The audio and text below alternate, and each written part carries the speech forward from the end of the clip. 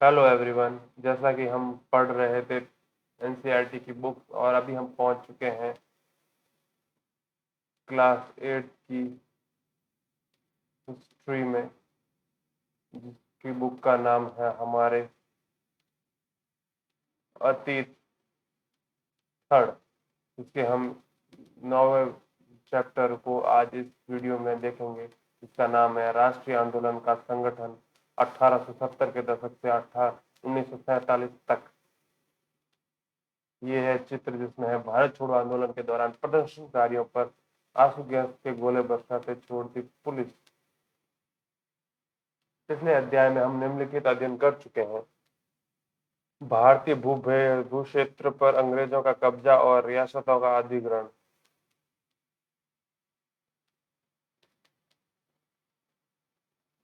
नए कानूनों और प्रशासनिक संस्थाओं की शुरुआत। किसानों और आदिवासियों की जीवन की में बदलाव। 19वीं सदी में आए शैक्षणिक बदलाव। महिलाओं की स्थिति के संबंधित वाद विवाद। जाति व्यवस्था को चुनौतियां। सामाजिक एवं धार्मिक सुधार। 1857 का विद्रोह और उसके बाद की स्थिति। हस्तकलाओं का पतन और उद्योगों का विकास। इन मुद्दों के बारे में आपने जो कुछ पढ़ा, उसके आधार पर क्या आपको ऐसा लगने लगता है कि भारत में लोग ब्रिटिश शासन से असंतुष्ट थे? यदि हाँ, तो विभिन्न समूहों और वर्ग क्यों असंतुष्ट थे?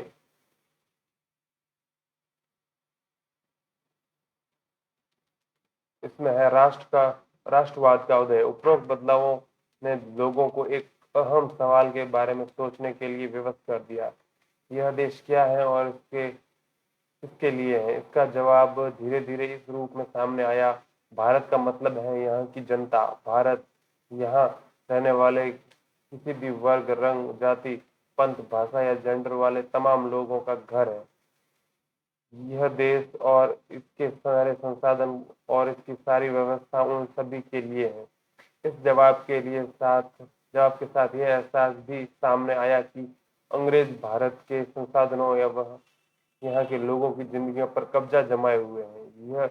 जब यह तक ये नियंत्रण खत्म नहीं होगा, भारत यहाँ के लोगों का, भारतीयों का नहीं हो सकता।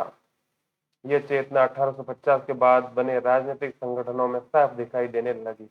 1870 और 1880 के दशक में बने राजनीतिक संगठनों में यह चेतना गहरी हो चुकी थी। इसमें से ज्यादातर संगठनों की बागडोर वकील आदि अंग्रेजी शिक्षित पेशेवरों के हाथ में थी। पूना सार्वजनिक सभा, इंडियन एसोसिएशन, मद्रास महासभा, बॉम्बे प्रेसिडेंसी एसोसिएशन और भारतीय राष्ट्रीय कांग्रेस आदि इस तरह के प्रमुख संगठन थे। पूना सार्वजनिक सभा नाम को गौर से देखिए। सार्वजनिक का मतलब है सब लोगों का या सबके लिए, सर्व सभी जनिक लोगों का। हाल हालांकि इसमें से बहुत सारे संगठन देश के खास हिस्सों के काम कर रहे थे, लेकिन वे अपने लक्ष्य को भारत के सभी लोगों के लक्ष्य बताते थे। उनके मुताबिक उनके लक्ष्य किसी खास इलाके, समुदाय या वर्ग के लक्ष्य नहीं है। वे यह सोच के काम कर रहे थे कि लोग संप्रभु हो। संप्रभु का अर्थ है बाहरी हस्तक्षेप के बिना स्वतंत्र रूप से कदम उठाने के लिए समता। संप्रभुता एक आधुनिक विचार और आज राष्ट्रवाद की बुनियादी तत्व होता है। यह संगठन इस धारणा से चलते हैं कि भारतीय जनता को अपने मामले के बारे में फैसले लेने की आजादी हो।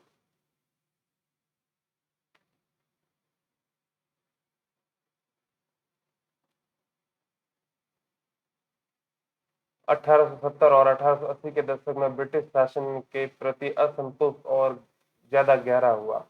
1878 में आर्म्स एक्ट पारित किया गया, जिसके जरिए भारतीयों द्वारा अपने हथियार रखने का अधिकार छीन लिया। उसी साल वर्नाकुलर प्रेस एक्ट भी पारित किया गया, जिससे सरकार की आलोचना करने वालों को चुप कराया जा सके। इस कानून के प्रावधान था कि अगर किसी अखबार को में कोई आपत्तिजनक चीज छपती है, तो सरकार उसकी प्रिंटिंग प्रेस सहित सारी संपत्ति को जब्त कर सकती है। 1883 में सरकार ने इल्बर्ट बिल लागू करने का प्रयास किया है। इसको लेकर काफी हंगामा हुआ।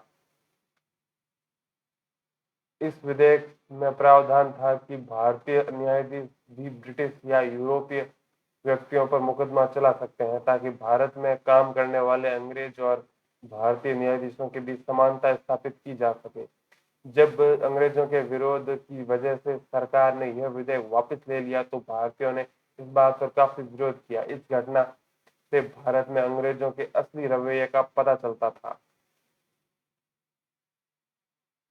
पढ़े लिखे भारतीयों के एक अखिल भारतीय संगठन की जरूरत 1880 में महसूस की गई, परंतु इल्बर्ट विधेयक के इस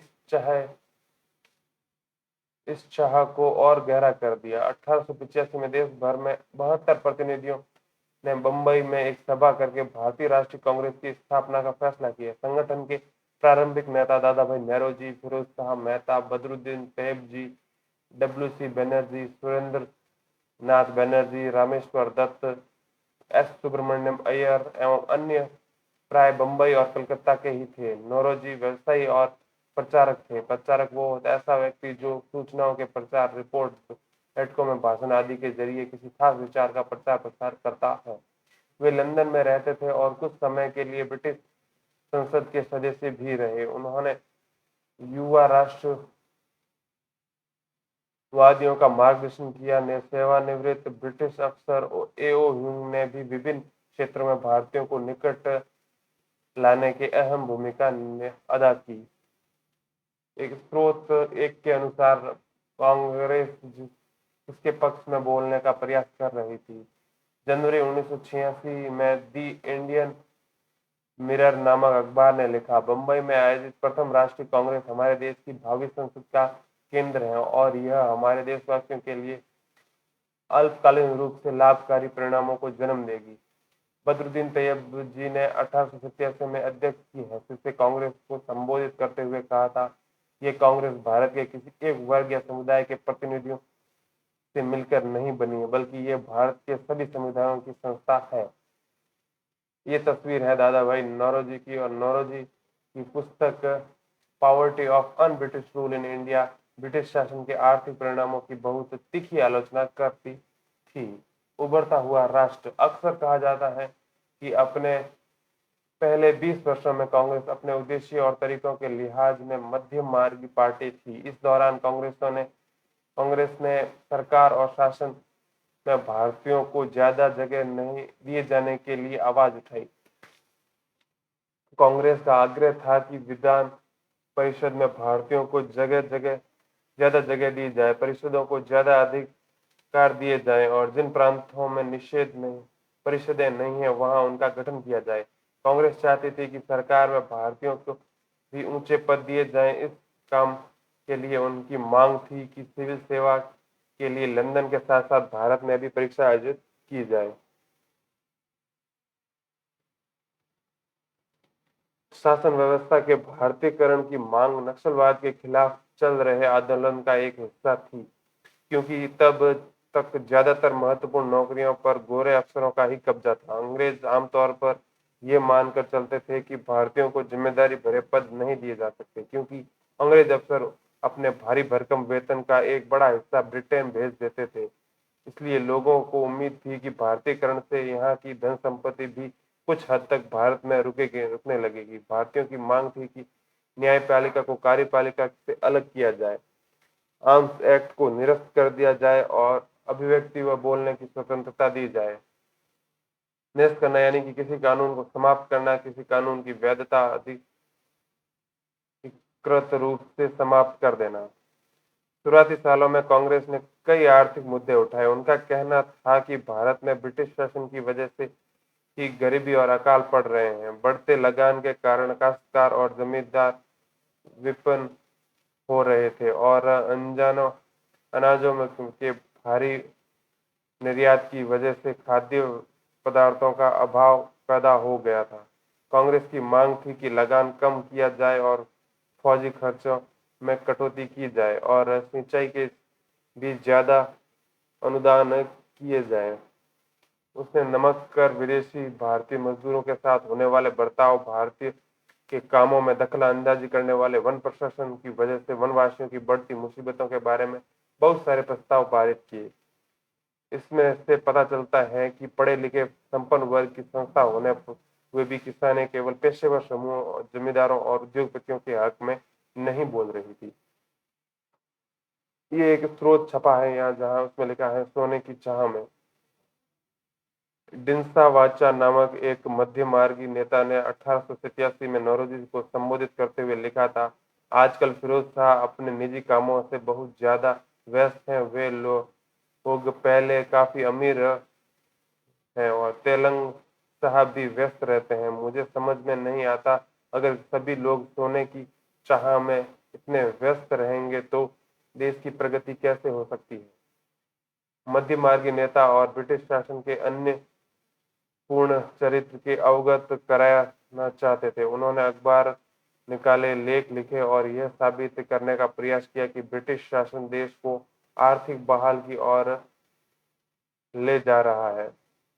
उन्होंने अपने भाषण में ब्रिटिश शासन की निंदा और जनमत निर्माण के लिए देश के विभिन्न भागों में अपने प्रतिनिधि भेजे, लेकिन मध्यमार्गियों को ये भी लगता था कि अंग्रेज स्वतंत्रता व न्याय के आदर्शों का सम्मान करते हैं, इसलिए वे भारतीयों की न्याय संगत मांगों को स्वीकार कर लेंगे। लिहाजा कांग्रेस का मानना था कि सरकार को भारतीयों की भावनाओं का अवगत कराया जाना चाहिए।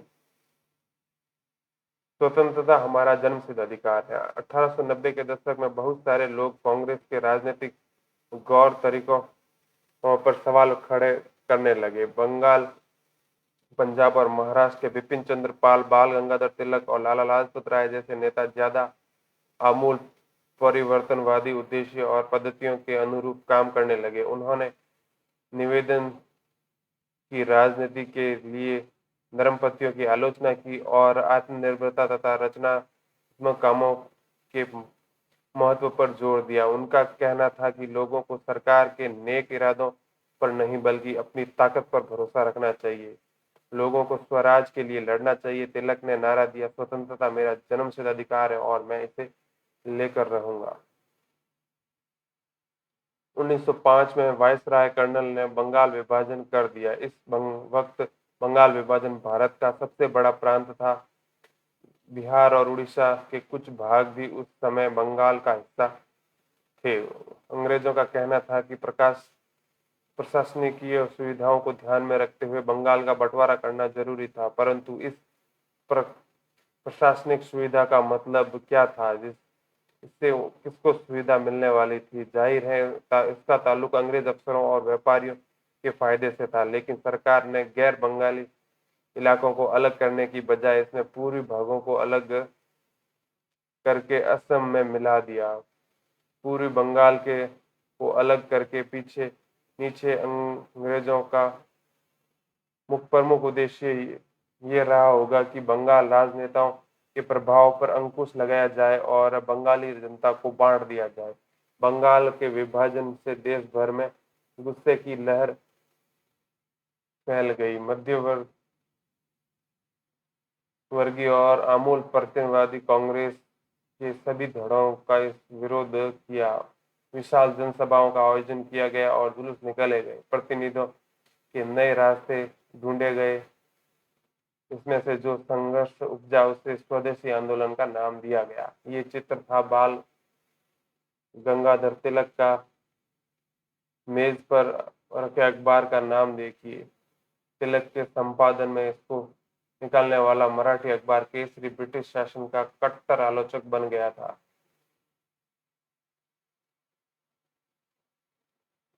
ये चित्र है स्वदेशी आंदोलन के दौरान हजारों लोग जुलूस में शामिल होने लगे। ये आंदोलन बंगाल में सबसे ताकतवर था, परंतु अन्य इलाकों में इसकी भारी अनुगूंज सुनाई दी। उदाहरण के लिए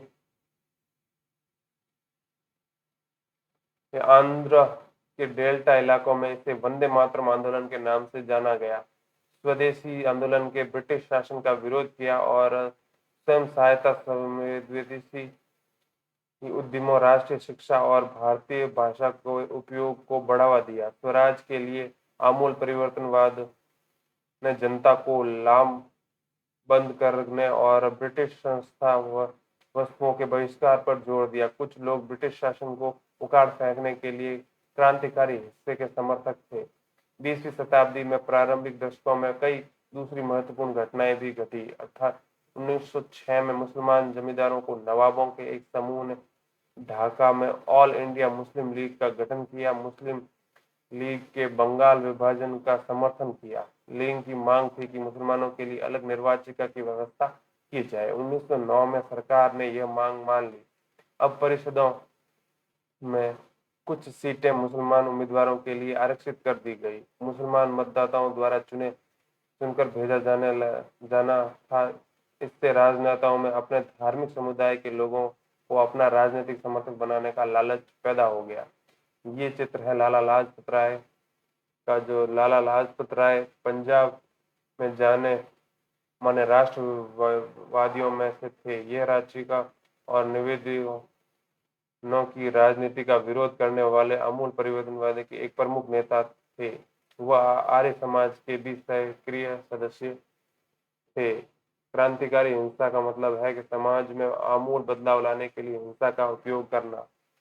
और परिषद का है प्रकाश यह सलाहकारी या प्रतिनिधित्व दायित्वों को निभाने वाला मनोनीत या निर्वाचित संस्था।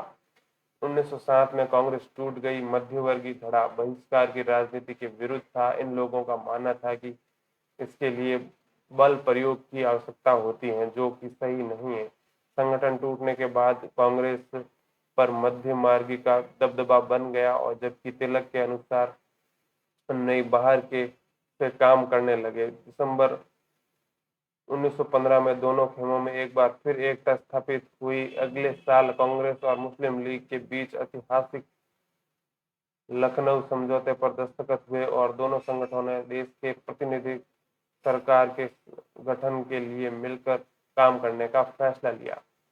फिर है जन राष्ट्रवाद का उदय। 1919 में के बाद अंग्रेजों के खिलाफ चल रहा संघर्ष धीरे धीरे जन आंदोलनों में तब्दील हो गया। किसान, आदिवासी, विद्यार्थी और महिलाएं बड़ी संख्या में इस आंदोलन में जुड़ने लगे। कई बार औद्योगिक मजदूरों ने भी आंदोलन में योगदान दिया। 20 के दशक के कुछ खास व्यावसायिक समूह भी कांग्रेस को सक्रिय समर्थन देने लगे। ऐसा क्यों हुआ? पहले विश्व युद्ध में भारत की आर्थिक और राजनीतिक स्थिति बदल दी थी। इस युद्ध की वजह से ब्रिटिश भारत सरकार के रक्षा व्यय में भारी इजाफा हुआ था। इस खर्च को निकालने के लिए सरकार ने निजी आय और व्यावसायिक मुनाफे पर कर बढ़ा दिया था। सैनिक व्यय के इजाफे तथा युद्ध आपूर्ति की वजह से जरूरी कीमतें की चीजों में भारी उछाल आया और आम लोगों की जिंदगी मुश्किल होती गई। दूसरी ओर व्यावसायिक समूह युद्ध से बेहिसाब मुनाफा कमा रहे थे, जैसा कि आप अध्याय 7 में देख चुके हैं। इस युद्ध में औद्योगिक वस्तुओं, जूट के बोरे, कपड़े, पटरियां की मांग बढ़ा दी और अन्य देशों में भारत से आने वाले आयात कमी ला दी। इस तरह युद्ध के दौरान भारतीय उद्योगों का विस्तार हुआ और भारतीय व्यवसायिक समूह विकास के लिए और अधिक अवसरों की मांग करने लगे। युद्ध के ने अंग्रेजों को अपनी सेना बढ़ाने के लिए विवश किया। इस एक विदेशी युद्ध की खातिर गांवों में सिपाहियों की भर्ती के लिए दबाव डाले जाने लगा। बहुत सारे सिपाहियों को दूसरे देशों में युद्ध के मोर्चों पर भेज दिया गया। इनमें से बहुत सारे सिपाही युद्ध के बाद यह समझदारी लेकर लौटे कि साम्राज्यवाद शक्तियां एशिया और अफ्रीका के लोगों का किस तरह शोषण कर रही है। फलस्वरूप ये लोग भी भारत के औपनिवेशिक शासन का विरोध करने लगे।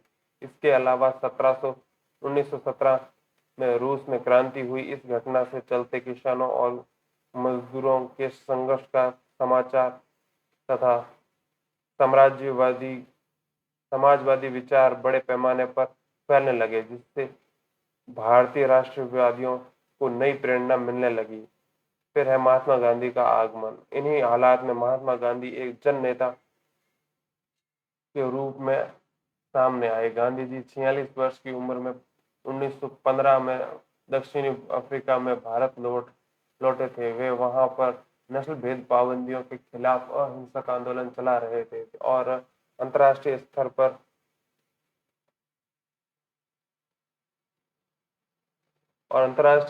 पर उनकी अच्छी मान्यता थी और लोग उनका आदर करते थे। दक्षिण अफ्रीका आंदोलनों की वजह से उन्हें हिंदू, मुसलमान, पारसी और ईसाई, गुजराती, तमिल और अन्य भारतीय उच्च वर्गीय व्यापारी, वकील और मजदूर सब तरह के भारतीयों से मिलने जुलने का मौका मिल चुका था। महात्मा गांधी ने महात्मा गांधी ने पहले साल पूरे भारत का दौरा किया। इस दौरान वे यहाँ के लोगों, उनकी जरूरतों और हालात को समझने लगे। इसके शुरुआती प्रयास चंपारण, खेड़ा और अहमदाबाद के स्थानीय लोगों के रूप में थे। ये चित्र है नटाल कांग्रेस संस्थापक, डरबन, दक्षिण अफ्रीका, 1895। 1895 अन्य भारतीयों के साथ महात्मा गांधी ने नस्ली भेदभाव का विरोध करने के लिए नटाल कांग्रेस का गठन किया। क्या आप चित्र में गांधी जी को पहचान सकते हैं? वह पिछली कतार में ठीक बीच में कोट और टाई पहने दिखाई दे रहे हैं।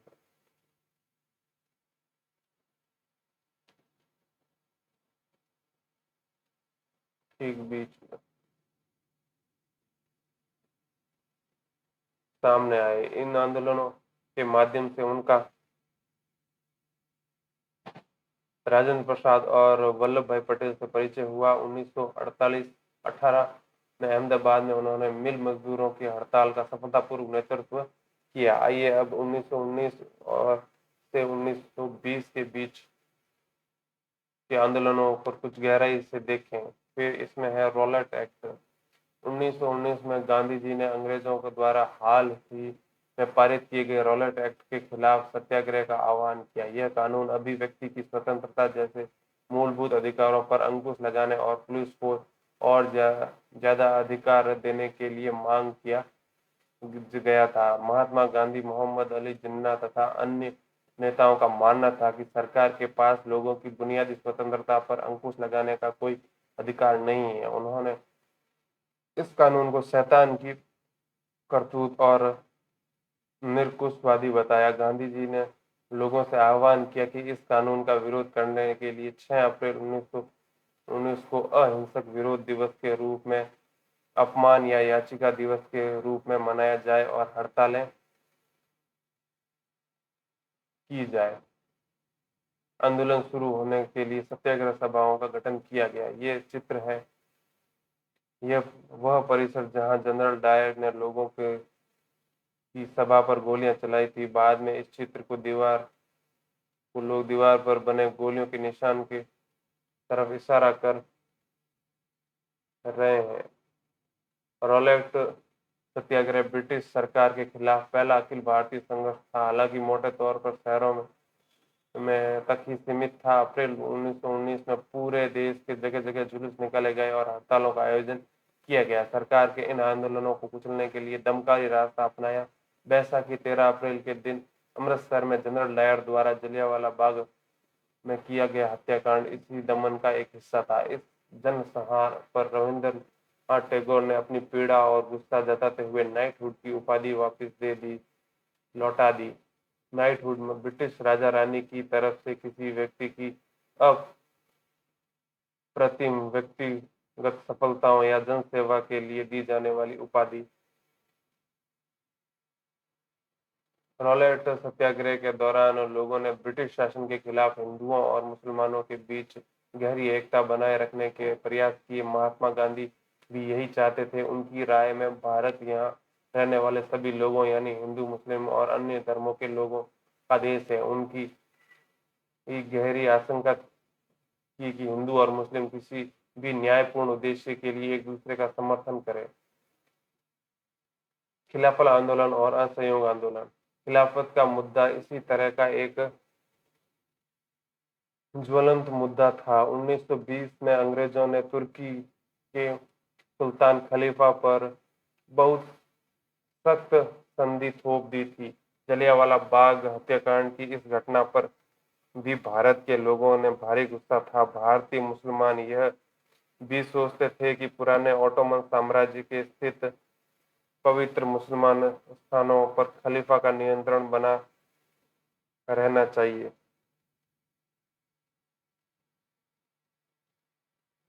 खिलाफत आंदोलन के नेता मोहम्मद अली और शौकत अली अब इस सर्वव्यापी असहयोग आंदोलन शुरू करना चाहते थे। गांधी जी ने उनके आह्वान का समर्थन किया और कांग्रेस ने आहत किया कि वह पंजाब में हुए अत्याचारों, जलियांवाला बाग हत्याकांड के खिलाफ खिलाफत और खिलाफत मामले पर पूरे हुए अत्याचार के विरुद्ध का अभियान मिलकर अभियान चलाएं और स्वराज की मांग करें। 1921 से 22 के दौरान असहयोग आंदोलन को गति मिली और हजारों विद्यार्थियों की सरकारी स्कूल कॉलेज छोड़ दिए। मोतीलाल नेहरू, सी.आर. दास, सी. राजगोपालाचारी और आसफ अली जैसे बहुत सारे वकीलों ने वकालत छोड़ दी। अंग्रेजों द्वारा दी गई उपाधियों को वापस लौटा दिया गया और विधान मंडलों का बहिष्कार किया गया। जगह जगह लोगों के विदेशी कपड़ों की होली जलाई। 1920 से 1922 के बीच विदेशी कपड़ों का आयात में भारी गिरावट आ गया, परंतु यह तो आने वाले तूफान की सिर्फ एक झलक थी। देश के ज्यादातर हिस्से एक भारी विद्रोह के मुहाने पर खड़े थे। ये है पीड़ा का चिरत्न सिद्धांत। अहिंसा और गांधी जी का एक आशय था, अहिंसा किसी संघर्ष का आधार कैसे बन सकती है। इस बारे में गांधी जी का कहना था कि प्रतिपल की मामूली सी मामूली सी भी इच्छा किए बिना लगातार अच्छे काम करते जाने में से अहिंसा का जन्म होता है। यही अहिंसा का सबसे अमूल्य सबक है। दक्षिण अफ्रीका में मैंने न्याय और अत्याचार को रोकने के उद्देश्य से पीड़ा के सिद्धांत अनंत सिद्धांत को सीख लिया है। इसका सकारात्मक आशय अहिंसा से है। इसके लिए आपको किसी भी व्यक्ति के हाथों खुशी खुशी पीड़ा सहने के लिए तैयार रहना चाहिए और आप किसी के प्रति दुर्भावना नहीं रखेंगे, यहाँ तक कि आपके साथ बुरा करने वाले के साथ भी नहीं। लोगों की पहलकारी कदमी। कई जगहों पर लोगों ने ब्रिटिश शासन का अहिंसक विरोध किया, लेकिन कई स्थानों पर विभिन्न वर्गों और समूहों ने गांधी जी के आह्वान के अपने हिसाब से अर्थ निकाले और इस तरह के रास्ते अपनाए जो गांधी जी के विचारों से मेल नहीं खाते। सभी जगह लोगों के अपने आंदोलनों को स्थानीय मुद्दों के साथ जोड़कर आगे बढ़ाया। आइए ऐसे कुछ उदाहरणों पर विचार करें। खेड़ा, गुजरात में पाटीदार किसानों ने अंग्रेजों द्वारा थोपे गए भारी लगान के खिलाफ अहिंसक अभियान चलाया। तटीय आंध्र प्रदेश और तमिलनाडु में भीतरी भागों में शराब की दुकानों की घेरेबंदी की गई।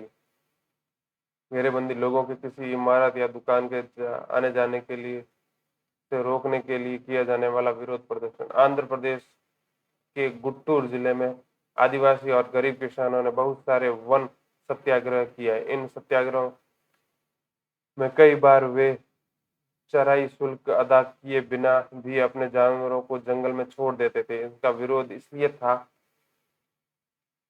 क्योंकि औपनिवेशिक सरकार ने वन संसाधनों में उनके अधिकारों को बहुत सीमित कर दिया था। उन्हें यकीन था कि गांधी जी उन पर लगे कर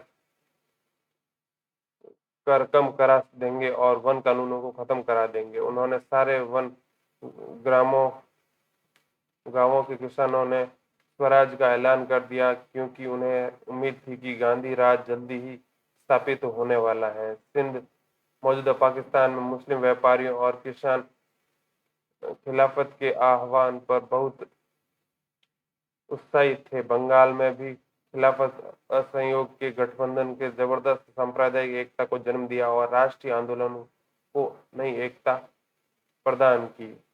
पंजाब में सिखों के अकाली आंदोलन ने अंग्रेजों की सहायता से गुरुद्वारों में जमे बैठे भ्रष्ट महंतों को हटाने के लिए आंदोलन चलाया। महंत सिख गुरुद्वारों के धार्मिक कर्ता धर्ता होते हैं। इन यह आंदोलन असहयोग आंदोलन में से काफी घनिष्ठ रूप से जुड़ा हुआ दिखाई देता था। असम में गांधी राम महाराज की जय के नारे लगने हुए चाय बागान मजदूरों ने अपनी तनख्वाह के इजाफे की मांग शुरू की। उन्होंने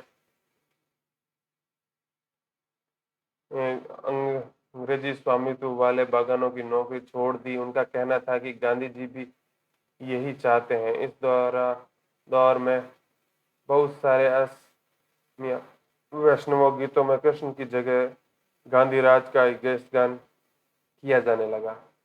जनता के महात्मा। इन उदाहरणों के आधार पर हम देख सकते हैं कि कई जगह के लोग गांधी जी को एक तरह का मसीहा, एक ऐसा व्यक्ति मानने लगे जो उन्हें मुसीबतों और गरीबी से छुटकारा दिला सकता है। गांधी जी वर्गीय टकराव की बजाय वर्गीय एकता के समर्थक थे, परंतु किसानों को लगता था कि गांधी जी जमींदारों के खिलाफ उनके संघर्ष में मदद करेंगे। खेती और मजदूरों को यकीन था कि गांधी जी उन्हें जमीन दिला देंगे। कई बार आम लोगों ने खुद अपनी उपलब्धियों के लिए भी गांधी जी को श्रेय दिया। उदाहरण के लिए एक शक्तिशाली आंदोलन के बाद संयुक्त प्रांत उत्तर वर्तमान वर्तमान उत्तर प्रदेश स्थित प्रतापगढ़ में किसानों के पट्टेदारों की गैर कानूनी बेदखली को रुकवाने के लिए सफलता पा ली थी, परंतु उन्हें लगता था कि यह सफलता उन्हें गांधी जी की वजह से मिली है। कई बार गांधी जी का नाम लेकर आदिवासियों और किसानों ने ऐसी कार्रवाई भी की जो गांधीवादी आदर्शों के अनुरूप नहीं थी। ये चित्र है महात्मा गांधी की जनता के प्रति उपजी एक छवि, जिसमें है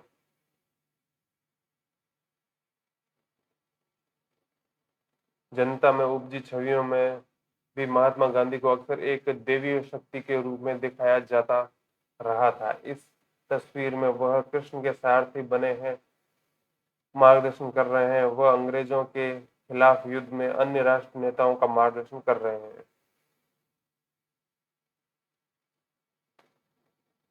वही थे जिन्होंने प्रतापगढ़ में बेदखली रुकवाई थी। इलाहाबाद जिले के किसान आंदोलन पर सीआईडी द्वारा तैयार की गई 1900 जनवरी 1921 की रिपोर्ट का एक अंश इस प्रकार था। दूर दराज के गांवों में भी गांधी जी के नाम का सिक्का जितना चलने लगा, उसे देखकर अचंभा होता। किसी को भी पता नहीं कि वह कौन है और क्या है, फिर भी सबने मान लिया कि वे जो कहते हैं वही सही है। उनका जो भी आदेश है वह पूरा होना चाहिए। वह एक महात्मा या साधु, एक पंडित, इलाहाबाद के एक ब्राह्मण तथा यहाँ तक कि एक देवता है। उनके नाम की असली ताकत का अंदाजा इस बात से लगाया जा सकता है कि प्रतापगढ़ के लोग मानते हैं कि उन्होंने ही बेदखली रुकवाई थी। आमतौर पर गांधी जी को लोग सरकार का विरोधी नहीं मानते थे, बल्कि केवल जमींदारों का विरोधी मानते थे। हम गांधी जी और सरकार के पक्ष में हैं। 1922 से लेकर 1922 से 1929 की घटनाएं। महात्मा गांधी हिंसक आंदोलन के विरुद्ध थे। इसी कारण 1922 में जब किसानों की एक भीड़ ने चोरी चोरा पुलिस थाने में हमला कर उसे जला दिया, तो गांधी जी ने अचानक असहयोग आंदोलन वापस ले लिया। उस दिन 22 पुलिस वाले मारे गए। किसान इसलिए बेकाबू हो गए क्योंकि पुलिस ने उन्हें शांतिपूर्ण जुलूस पर गोली चला दी थी। असहयोग आंदोलन खत्म होने के बाद गांधी जी के अनुयायी ग्रामीण इलाकों के रचनात्मक कार्य शुरू करने पर जोर देने लगे। चित्तरंजन दास और मोतीलाल नेहरू जैसे अन्य नेताओं की दलील थी कि पार्टी में को परिषद चुनावों में हिस्सा लेना चाहिए और परिषदों के माध्यम से सरकारी नीतियों को प्रभावित करना चाहिए। 20 के दशक में मध्य में गांवों में किए गए व्यापक सामाजिक कार्यों के बदौलत गांधीवादियों को अपना जनाधार फैलाने की काफी मदद मिली। 1930 में शुरू हुई सविनय अवज्ञा आंदोलन के लिए यह जनाधार काफी उपयोगी साबित हुआ। भारतीय कम्युनिस्ट पार्टी और हिंदुओं के संगठन राष्ट्रीय स्वयंसेवक संघ आरएसएस की स्थापना 20 के दशक में के मध्य में दो महत्वपूर्ण घटनाओं थी।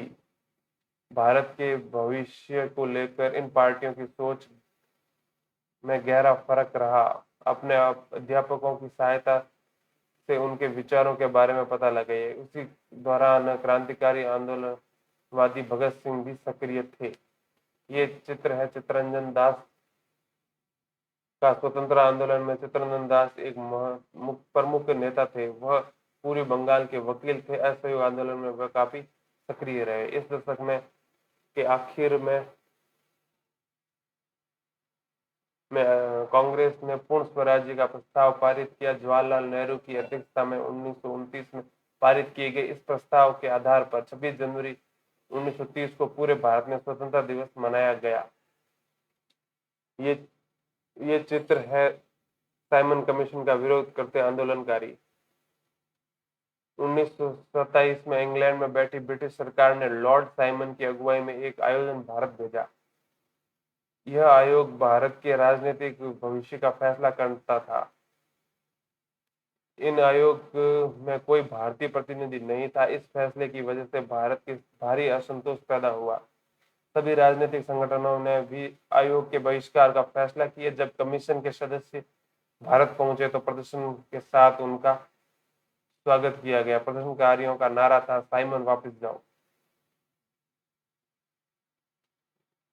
बहरे कानों को सुनाने के लिए धमाके की जरूरत है, इंकलाब जिंदाबाद। यह चित्र है भगत सिंह का। भगत सिंह, चंद्रशेखर आजाद, सुखदेव और उनके जैसे अन्य क्रांतिकारी राष्ट्रवादी औपनिवेशिक शासन तथा अमीर पोषक वर्गों से लड़ने के लिए मजदूरों और किसानों की क्रांति चाहते थे। इस काम को पूरा करने के लिए उन्होंने 1928 में दिल्ली स्थित फिरोज शाह कोटला में Hindustan socialist Republic association HSRA की स्थापना की। 17 दिसंबर 1928 को भगत सिंह, चंद्रशेखर आजाद एवं राजगुरु ने लाला लाजपत राय पर लाठीचार्ज करने वाले सैंडर्स नामक पुलिस अफसर की हत्या कर दी। इसी लाठीचार्ज के कारण बाद में लाला लाजपत राय की मृत्यु हो गई थी। अपने साथी राष्ट्रवादी B.K. दत्त के साथ भगत सिंह ने 8 अप्रैल 1929 को केंद्रीय विधानसभा में बम फेंका। क्रांतिकारियों ने अपने पर्चे में कहा था कि उनका मकसद किसी की जान लेना नहीं बल्कि बहरों को सुनाना है तथा विदेशी सरकार को इसके द्वारा दिए गए भयानक शोषण से अवगत कराना है। भगत सिंह, सुखदेव और राजगुरु को 23 मार्च 1921 को फांसी पर चढ़ा दिया गया। उस समय भगत सिंह की आयु सिर्फ 23 साल की थी। फिर है दांडी मार्च। संपूर्ण स्वराज के में अपने आप आने वाला नहीं था। इसके लिए लोगों को लड़ाई में उतरना था। 1930 में गांधी जी ने ऐलान किया कि वह नमक कानून तोड़ने के लिए यात्रा निकालेंगे। उस समय नमक के उत्पादन की बिक्री पर सरकार का एकाधिकार होता था। महात्मा गांधी और अन्य राष्ट्रविदों का कहना था कि नमक पर टैक्स वसूलना पाप है क्योंकि यह हमारे भोजन का एक बुनियादी हिस्सा होता है। नमक सत्याग्रह ने स्वतंत्रता की व्यापक चाह को लोगों की एक खास शिकायत सभी से जोड़ दिया था और इस तरह अमीरों गरीबों के बीच मतभेद पैदा नहीं होने दिया। गांधी जी और उनके अनुयायी साबरमती से 240 किलोमीटर दूर स्थित दांडी तट पैदल चल कर गए और वहां उन्होंने तट का बिखरा हुआ नमक इकट्ठा करते हुए नमक कानून का सार्वजनिक रूप से उल्लंघन किया। ये चित्र है महात्मा गांधी की प्राकृतिक नमक इकट्ठा करते हुए नमक कानून की अवहेलना कर रहे हैं। दांडी में 6 अप्रैल 1930 को स्वतंत्रता संघर्ष में महिलाएं। कर्नाटक की अंबाबाई। राष्ट्रीय आंदोलन के अलग अलग राष्ट्रीय पृष्ठभूमि वाली बहुत सारी महिलाओं ने हिस्सा लिया। युवा और वृद्ध, अकेले और विवाहित, ग्रामीण और शहरी, रूढ़िवादी और उदारवादी, सभी तरह के माहौलों से आने वाली महिलाएं आंदोलन में शामिल हुई। स्वतंत्रता संघर्ष महिला आंदोलनों के स्वयं करने के लिए यह हिस्सेदारी बहुत महत्वपूर्ण थी। अंग्रेज अफसरों और भारतीय राष्ट्रवादी दोनों को लगता था कि महिलाओं की सहभागिता ने राष्ट्रीय संघर्ष को जबरदस्त ताकत दी है। स्वतंत्रता आंदोलन में हिस्सेदारी के कारण महिलाएं घरों से बाहर जाने लगी। उनमें से विभिन्न व्यवसायों व शासन के अलग अलग दिलाई और पुरुषों के साथ समानता का मार्ग प्रशस्त किया। महिलाओं के लिए सहभागिता का अर्थ था इसकी सबसे अच्छी अभिव्यक्ति खुद उन्हीं के शब्दों में देखी जा सकती है। कर्नाटक की अंबाबाई विवाह 12 साल की उम्र में कर दिया गया था और 16 साल की उम्र में वह विधवा हो गई थी। उन्होंने ऊपीडी में विदेशी कपड़ों और शराब की दुकानों की घेराबंदी की, उन्हें गिरफ्तार किया गया और सजा दी गई। रिहा होने पर उन्हें दोबारा गिरफ्तार कर लिया गया। जब भी वह जेल में से बाहर होती, सभाओं में भाषण देती, बुनाई कुताई सिखाती और प्रभात फेरियों का आयोजन करती। अम्बाबाई उन्हें अपने जीवन के सबसे सुखद क्षण मानती हैं, क्योंकि ऐसे क्षणों में उन्हें एक नया मकसद और प्रतिबद्धता दिखाई देती थी। आंदोलनों के हिस्सेदारी के अपने अधिकार को मनवाने के लिए महिलाओं को काफी जद्दोजहद करनी पड़ती थी। उदाहरण के लिए नमक सत्याग्रह के दौरान शुरुआत में खुद महात्मा गांधी भी महिलाओं की हिस्सेदारी और समर्थन में नहीं थे। आखिरकार सरोजिनी नायडू ने उन्हें इस बात के लिए तैयार किया कि वे महिलाओं को भी आंदोलन में शामिल होने दें। उन्होंने पानी उबालकर भी नमक बनाया। इस आंदोलन में किसानों, आदिवासियों और महिलाओं ने बड़ी संख्या में हिस्सा लिया। नमक के मुद्दे पर एक व्यावसायिक संघ ने में पर्चा प्रकाशित किया। सरकार ने शांतिपूर्ण सत्याग्रहों के निर्मम दमन के लिए आंदोलन को कुचलने का प्रयास किया। हजारों आंदोलनकारियों को जेल में डाल दिया गया।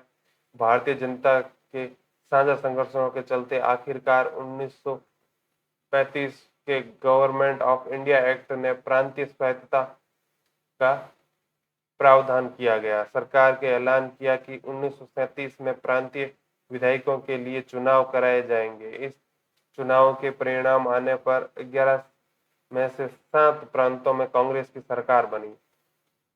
प्रांतीय स्तर पर 2 साल के कांग्रेस शासन के बाद सितंबर 1929 में दूसरा विश्व युद्ध छिड़ गया। हिटलर के प्रति आलोचनात्मक रवैये के कारण कांग्रेस ने नेता ब्रिटेन के युद्ध प्रयासों में मदद देने को तैयार थे।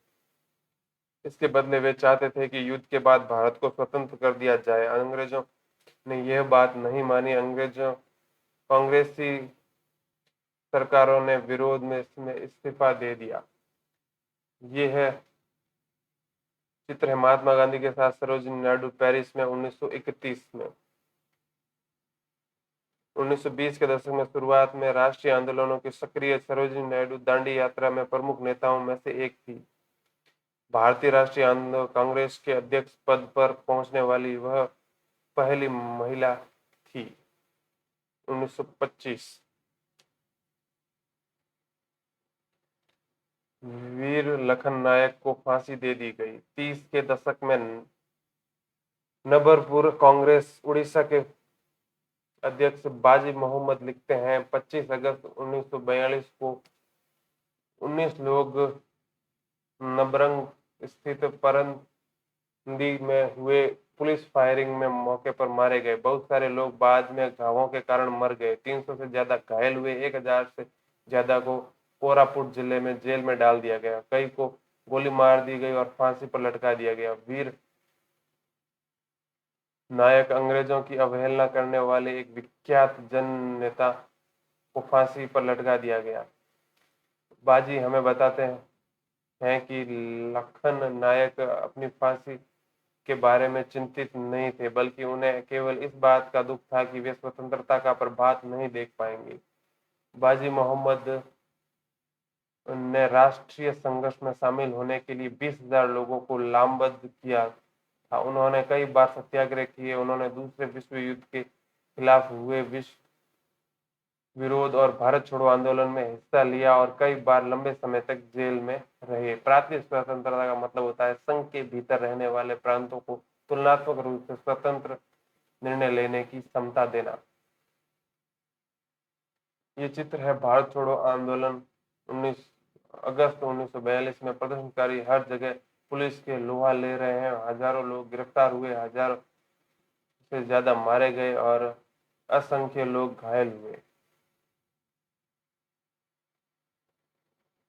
भारत छोड़ो और उसके बाद महात्मा गांधी ने दूसरे विश्व युद्ध के बाद अंग्रेजों के खिलाफ आंदोलन का एक नया चरण शुरू किया। उन्होंने अंग्रेजों को चेतावनी दी कि वे फौरन भारत छोड़ दें। गांधी जी ने भारतीय जनता से आह्वान किया कि वे करो या मरो के सिद्धांत पर चलने हुए अंग्रेजों के विरुद्ध अहिंसक ढंग से संघर्ष करें। भारत गांधी जी को अन्य नेताओं को फौरन जेल में डाल दिया गया। इसके बावजूद यह आंदोलन फैलता गया। किसान और युवा इस आंदोलन में बड़ी संख्या में शामिल हुए।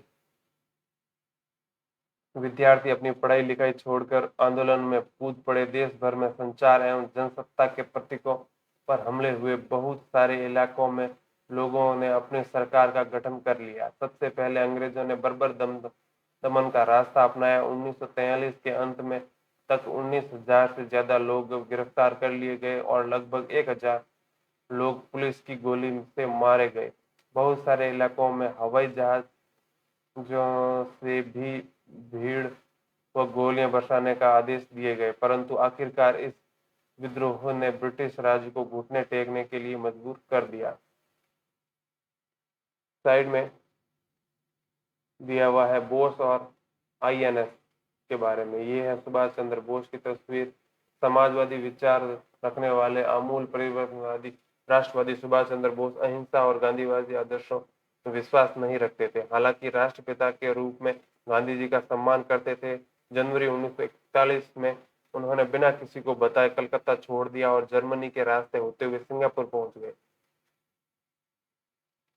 भारत को अंग्रेजों के नियंत्रण से मुक्त कराने के लिए उन्होंने वहां आजाद हिंद फौज, इंडियन नेशनल आर्मी (आईएनए) का गठन किया। 1944 में आजाद हिंद फौज में इम्फाल और कोहिमा को की ओर से भारत में प्रवेश करने का प्रयास किया, परंतु यह अभियान सफल नहीं हो पाया। आईएनए के सदस्यों को कैद कर लिया गया और उन पर मुकदमे चलाए गए। देश भर में तमाम तरह के लोगों ने आजाद हिंद फौज के सिपाहियों पर चलाए गए मुकदमों के खिलाफ चले संघर्ष में हिस्सा लिया। स्वतंत्रता और विभाजन की ओर 1940 में मुस्लिम लीग के देश में पश्चिमोत्तर तथा पश्चिमी पूर्व क्षेत्रों में मुसलमानों के लिए स्वतंत्र राज्य की मांग करने के लिए एक प्रस्ताव पारित किया। इस प्रस्ताव में विभाजन या पाकिस्तान का जिक्र नहीं था। मुस्लिम लीग ने उपमहाद्वीप के मुसलमानों के लिए स्वायत्त व्यवस्था की मांग करने क्योंकि 1930 के दशक में आखिरी सालों में लीग मुसलमानों और हिंदुओं को अलग अलग राष्ट्र मानने लगी थी। इस विचार तक पहुंचने में 20 और 30 के दशकों में हिंदुओं और मुसलमानों के कुछ संगठनों के बीच हुए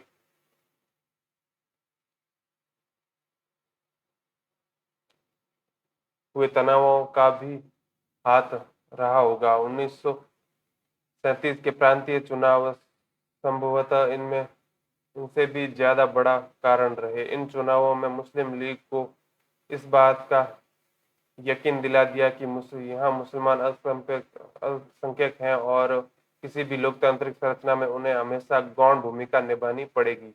लीग को यह भी भय था कि संभव है कि मुसलमानों को प्रतिनिधित्व न मिल पाए। 1937 में मुस्लिम लीग संयुक्त प्रांत के कांग्रेस के साथ मिलकर सरकार बनाना चाहती थी, परंतु कांग्रेस के इस प्रस्ताव को स्वीकार नहीं किया गया और इसको फासला और बढ़ गया। 30 के दशक में मुस्लिम जनता को अपने साथ लाम बंद करने में कांग्रेस की विफलता ने लीग को अपना सामाजिक जनाधार फैलाने में मदद दी। 40 के दशक में शुरुआती सालों में जिस समय कांग्रेस के ज्यादातर नेता जेल में थे, उस समय लीग ने अपना प्रभाव फैलाने के लिए तेजी से प्रयास किए। 1945 में विश्व युद्ध खत्म होने के बाद अंग्रेजों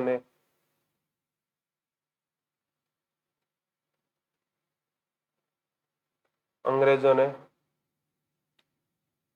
भारतीय स्वतंत्रता के लिए कांग्रेस की लीग के बीच में बातचीत शुरू कर दी। यह वार्ता असफल रही क्योंकि लीग का कहना था कि उन्हें भारतीय मुसलमानों का एकमात्र प्रतिनिधि माना जाए। कांग्रेस इस दावे को मंजूर नहीं करती क्योंकि बहुत सारे मुसलमान कभी भी उनके साथ थे। 1946 में दोबारा प्रांतीय चुनाव हुए। सामान्यतः निर्वाचन क्षेत्र में कांग्रेस का प्रदर्शन तो अच्छा रहा, परंतु मुसलमानों के लिए आरक्षित सीटों पर लीग को बेजोड़ असफलता मिली।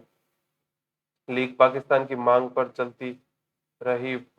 मार्च 1946 में ब्रिटिश सरकार ने इस मांग का अध्ययन करते और स्वतंत्र भारत के लिए एक सही राजनीतिक बंदोबस्त सुझाने के लिए 3 सदस्यीय परिसंघ भारत भेजा। इस परिसंघ के सुझाव दिया कि भारत अविभाजित रहे और उसे मुस्लिम बहुबली क्षेत्रों को कुछ स्वायत्तता देते हुए एक ढीले ढाले महासंघ के रूप में संगठित किया जाए। राष्ट्रीय कांग्रेस ने और मुस्लिम लीग दोनों ही इस प्रस्ताव से कुछ खास प्रावधानों पर सहमत नहीं थे।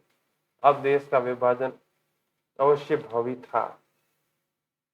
कैबिनेट मिशन की इस विफलता के बाद मुस्लिम लीग ने पाकिस्तान में अपनी मांग मनवाने के लिए जन आंदोलन शुरू कर का फैसला किया। उसने 16 अगस्त 1946 को प्रत्यक्ष कार्रवाई दिवस मनाने का आह्वान किया। इसी दिन कलकत्ता में दंगे भड़क उठे जो कई दिन चलते रहे। इन दंगों में हजारों लोग मारे गए। 19 मार्च 1947 तक उत्तर भारत में विभिन्न भागों में हिंसा फैल गई थी। कई लाख लोग मारे गए। असंख्य महिलाओं को विभाजन की इस हिंसा के अकथनीय अत्याचारों का सामना करना पड़ा। करोड़ों लोगों को अपने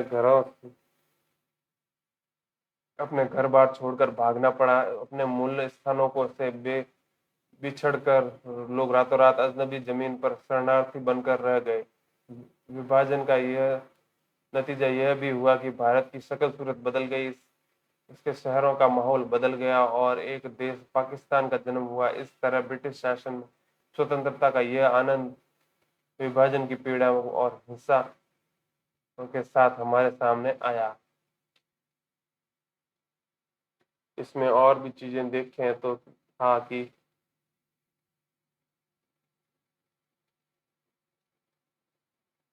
ये चित्र है मौलाना आजाद तथा कांग्रेस कार्यकारी समिति के अन्य सदस्य। सेवाग्राम 1942 में मौलाना आजाद का जन्म मक्का में हुआ था। उनके पिता बंगाली और मां अरब मूल की थी।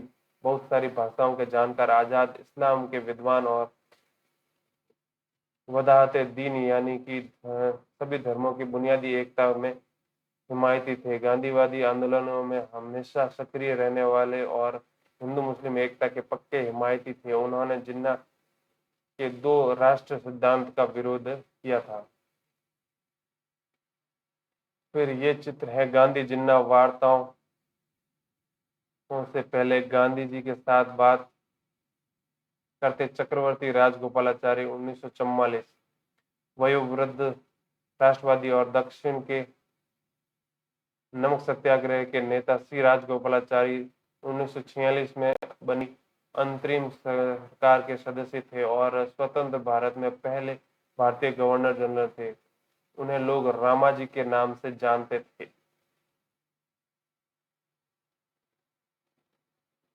ये चित्र है सरदार वल्लभ भाई पटेल का 1945-46 के दौरान आजादी के लिए चली वार्ताओं में एक अहम भूमिका अदा की थी। पटेल नादियाड गुजरात के एक गरीब किसान व्यवसायी के परिवार से थे। 1918 में के बाद स्वतंत्र आंदोलन की अगली कतार में रहने वाले पटेल 1931 में कांग्रेस के अध्यक्ष भी रहे। यह चित्र है महात्मा गांधी के साथ मोहम्मद अली जिन्ना। सितंबर 1944 1920 तक हिंदू मुस्लिम एकता के समर्थक में सक्रिय रहे। जिन्ना ने लखनऊ समझौता करवाने का एक अहम भूमिका अदा की थी। 1934 के बाद उन्होंने मुस्लिम लीग को पुनर्जीवित किया और अंत में वे पाकिस्तान की स्थापना के सबसे प्रमुख प्रवक्ताओं की कतार में पहुंच गए थे। उसके बाद ये चित्र है जवाहरलाल नेहरू कांग्रेस के बंबई अधिवेशन के पहले महात्मा गांधी से बात कर रहे हैं। जुलाई 1946। गांधी जी के शिष्य कांग्रेस की समाजवादी और अंतरराष्ट्रीयवादी विचार रखने वाले नेहरू राष्ट्रीय आंदोलन तथा स्वतंत्र भारत की आर्थिक एवं राजनीतिक व्यवस्था के मुख्य शिल्पियों में से थे। सामान्य निर्वाचन का अर्थ है ऐसे निर्वाचन क्षेत्र जहां किसी धार्मिक तथा अन्य संप्रदाय के कोई आरक्षण नहीं था। इसी के साथ ये एक और चित्र है खान अब्दुल गफ्फार खान उत्तर पश्चिम सीमांत के प्रमुख पशनूत नेता में से एक इस क्षेत्र में अपने सहयोगी के साथ बिहार के एक शांति यात्रा में हिस्सा ले रहे हैं। मार्च 1947 गफ्फार खान को बादशाह खान के नाम से भी जानता है। वह खुदाई खिदमतगार संगठन के संस्थापक थे। यह उनके प्रांत के पठानों के लोकप्रिय शक्तिशाली अहिंसक आंदोलन था। बादशाह खान भारत विभाजन के सख्त खिलाफ थे। उन्होंने 1947 में इस बार फैसले पर मंजूरी देने के लिए कांग्रेस के साथ अपने साथियों की भर्त्सना की थी। भर्त्सना। इसी के साथ ये चैप्टर एक और चित्र है यहाँ पे। हिंसाग्रस्त पंजाब से आए शरणार्थी आश्रय और भोजन की तलाश में दिल्ली में इकट्ठा हो रहे हैं। इसी के साथ चैप्टर समाप्त होता है और अन्यत्र में चीज दी हुई है।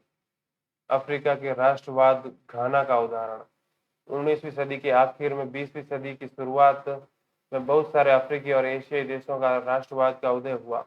उनमें से बहुत सारे देशों में राष्ट्रवाद का उदय स्वतंत्रता के लिए उपनिवेशवाद विरोधी संघर्षों के तहत हुआ था। अफ्रीका में औपनिवेशिक शासन तानाशाही जैसा था।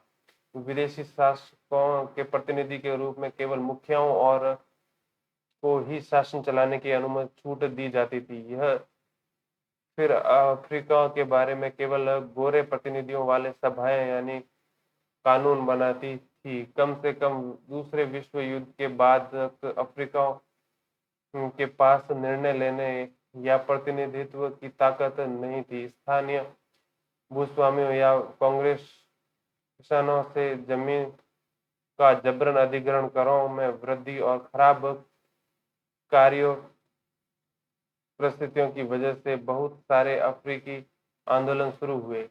1957 में घाना स्वतंत्रता प्राप्त करने वाला उप सहारा अफ्रीका का पहला देश बना। उसमें इससे पहले गोल्ड कोस्ट के नाम से जाना जाता था। पहला स्वतंत्रता आंदोलन का नेतृत्व कुमाई नरुमा की कन्वेंशन पीपुल्स पार्टी पर कर रही थी। घाना की जनता ने स्वतंत्रता के लिए हड़ताल, बहिष्कार और जन आंदोलनों का रास्ता अपनाया था।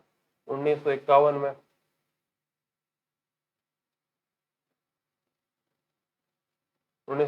में कन्वेंशन पीपल्स पार्टी को चुनाव की जबरदस्त सफलता मिली। इस पार्टी ने उस प्रणाली का विरोध किया जिसने ब्रिटिश सरकारों शासनों के मुखियाओं को विधान सभाओं में अपने प्रतिनिधि को भेजने का अधिकार दिया था। इस पार्टी के अंग्रेज पर दबाव डाला कि वे ऐसी विधानसभा बनाए जिसमें मनोनीत या विशेष सदस्य न हो। 1954 में इस मांग को मान लिया गया और 1956 में नई विधान परिषद के लिए चुनाव हुए। कन्वेंशन पीपल्स पार्टी ने इस चुनावों की सफलता पाई और इस तरह घाना के एक नाम से एक नवसंवादित राष्ट्र के निर्माण का मार्ग प्रशस्त किया। इसी के साथ ये चैप्टर यहीं समाप्त होता है। हम नेक्स्ट वीडियो में इस बुक का लास्ट चैप्टर 10th चैप्टर पढ़ेंगे। तब तक के लिए धन्यवाद। Thank you.